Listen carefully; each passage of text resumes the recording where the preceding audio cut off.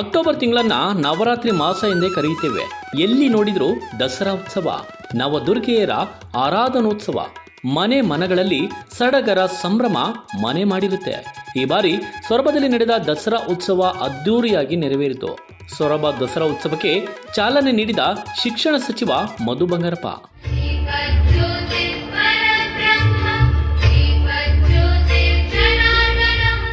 ಸೊರಬ ದಸರಾ ಉತ್ಸವವನ್ನು ಸುರಭಿ ಸಾಂಸ್ಕೃತಿಕ ವೇದಿಕೆ ವತಿಯಿಂದ ಆಯೋಜಿಸಲಾಗಿತ್ತು. ದಸರಾ ಉತ್ಸವದಲ್ಲಿ ಸೊರಬದ ಜನ ಉತ್ಸುಕರಾಗಿ ಉತ್ಸವದಲ್ಲಿ ಪಾಲ್ಗೊಂಡಿದ್ರು. ಸೊರಬ ದಸರಾ ಉತ್ಸವದಲ್ಲಿ ವಿದ್ಯುತ್ ಅಲಂಕಾರ ಎಲ್ಲರ ಕಣ್ಮನ ಸೆಳೆಯುವಂತಿತ್ತು. ಸೊರಬ ದಸರಾ ಉತ್ಸವದಲ್ಲಿ ಮಾತನಾಡಿದ ಶಿಕ್ಷಣ ಸಚಿವ ಮಧು ಬಂಗಾರಪ್ಪ ಅವರು, ಉತ್ತರ ಕರ್ನಾಟಕದ ಭಾಗದಲ್ಲಿ 57 ಲಕ್ಷ ಮಕ್ಕಳಿಗೆ ಮೊಟ್ಟೆ, ಬಾಳೆಹಣ್ಣು, ಚಿಕ್ಕಿ ನೀಡುವಂತೆ ವ್ಯವಸ್ಥೆ ಮಾಡಿದ್ದೇವೆ.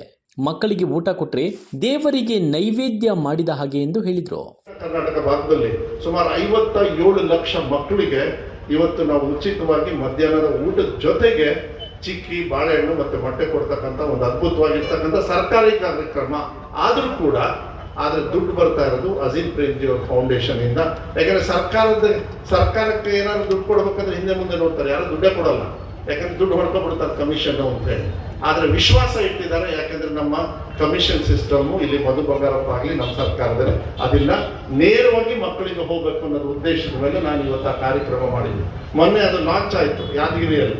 ಬಹಳ ಚೆನ್ನಾಗಿ ಒಬ್ರು ಹೇಳಿದ್ರು, ನೀವು ನಾವೆಲ್ಲ ದೇವರಿಗೆ ನೈವೇದ್ಯ ಮಾಡ್ತೀವಲ್ಲ, ಮಕ್ಕಳಿಗೆ ಊಟ ಹಾಕ್ಬಿಟ್ರೆ ಸಾಕದು ದೇವರಿಗೆ ನೈವೇದ್ಯ ಆದಂಗೆ ಅಂತ ಹೇಳಿ ಅದನ್ನ ನಂಬಿಕೊಂಡು ನಾನು ಇವತ್ತು ಹೆಜ್ಜೆನ ಹಾಕ್ತಕ್ಕಂಥ ಕೆಲಸವನ್ನ ಮತ್ತೆ ಕೆಲವು KPS ಶಾಲೆಗಳನ್ನ ಮಾಡಬೇಕು. ಒಳ್ಳೆ ಸುಸಜ್ಜಿತವಾಗಿರ್ತಕ್ಕಂಥ ಮಕ್ಕಳಿಗೆ ಭೇದ ಭಾವ ಇರ್ಬೋದು, ಈಕ್ವಾಲಿಟಿ ಇರ್ಬೇಕು, ಸಮಾನತೆ ಇರ್ತಕ್ಕಂಥ ಶಿಕ್ಷಣ ಕೊಡ್ಬೇಕಂದ್ರೆ ವ್ಯವಸ್ಥೆನೂ ಹಂಗೆ ಇರ್ಬೇಕಾಗ್ತದೆ.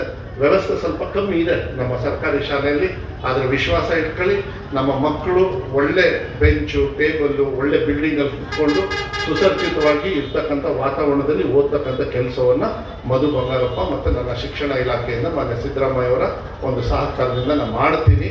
ಇಡೀ ರಾಜ್ಯದ ಮಕ್ಕಳ ಭವಿಷ್ಯವನ್ನ ರೂಪಿಸ್ತಕ್ಕಂಥ ಜವಾಬ್ದಾರಿನ ಇವತ್ತು ಮಾನ್ಯ ಸಿದ್ದರಾಮಯ್ಯ ಕೊಟ್ಟಿದ್ದಾರೆ. ಆ ಕೆಲಸವನ್ನ ಒಳ್ಳೆ ರೀತಿಯಲ್ಲಿ ನಾನು ಮಾಡ್ತೀನಿ ಅಂತ. ವಿದ್ಯಾಭ್ಯಾಸ ಕೊಟ್ಬಿಟ್ರೆ ಆಟೋಮೆಟಿಕ್ ಆಗಿ ಅವ್ರು ಹೋಗ್ಬಿಡ್ತಾರೆ. ಇವತ್ತು ನಾನು ಮಾತಾಡ್ಬೇಕಾದ್ರೆ ಹೇಳಿದೆ ನಾನು, ಯಾಕಂದ್ರೆ ಇವತ್ತು ರಾಜಕಾರಣದೊಳಗೆ ಜಾತಿ ಧರ್ಮ ಎಲ್ಲ ತಂದು ಎಲ್ಲ ಕಚ್ಚಾಟನೇ ಜಾಸ್ತಿ ಆಗೋಗ್ಬಿಟ್ಟಿದೆ. ಅದಿರ್ಲಿ, ಏನು ಮಾಡೋಕ್ಕಾಗಲ್ಲ. ಆದ್ರೆ ಅದನ್ನ ಹತೋಟಿಗೆ ತರಬೇಕಂದ್ರೆ ಅದು ವಿದ್ಯಾಭ್ಯಾಸದಿಂದ ಮಾತ್ರ ಸಾಧ್ಯ ಆಗ್ತದೆ. ಇದು ಬೇರೆ ಇದರಲ್ಲಿ ಅದು ಸಾಧ್ಯ ಆಗಲ್ಲ. ಆ ಕೆಲಸವನ್ನ ಪ್ರಾಮಾಣಿಕವನ್ನ ಮಾಡ್ತೀನಿ ಅಂತಕ್ಕಂಥದ್ದನ್ನ ಈ ಸಂದರ್ಭದಲ್ಲಿ ಹೇಳಿ, ಇವತ್ತು ಬಹಳ ಒಂದು ಸಾಂಸ್ಕೃತಿಕ ನಗರ ನಮ್ಮ ಸುರಭಿ ಕ್ಷೇತ್ರ ಅಂತ ಹೇಳಿ, ಅಲ್ಲಿ ಇವತ್ತಿನ ಒಂದು ಈ ಸಾಂಸ್ಕೃತಿಕ ಕಾರ್ಯಕ್ರಮ 9 ದಿವಸ ನೀವೇನು ಶುರು ಮಾಡ್ಕೊಂಡಿದ್ರಿ, ಒಳ್ಳೇದಾಗ್ಲಿ, ಚೆನ್ನಾಗಿ ನಡಲಿ.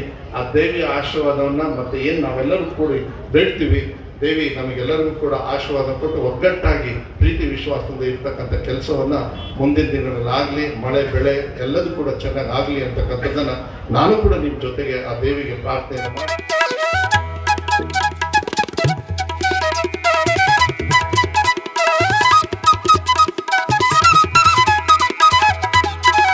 ಸೊರಬ ಉತ್ಸವದಲ್ಲಿ ಎಲ್ಲರ ಕಣ್ಮನ ಸೆಳೆದಿದ್ದು ಡ್ಯಾನ್ಸ್. ಅದರಲ್ಲೂ ಶಾಲಾ ಮಕ್ಕಳ ನೃತ್ಯ ಕಾರ್ಯಕ್ರಮ ನೋಡುಗರ ಕಣ್ಮನ ಸೆಳೆಯುವಂತಿತ್ತು.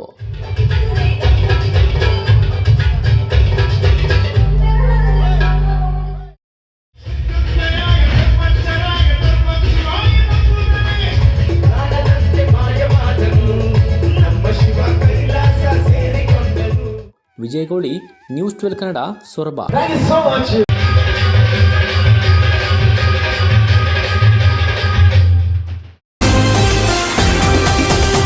TV 12 ಕನ್ನಡ, ಇದು ಕನ್ನಡಿಗರ ಧ್ವನಿ.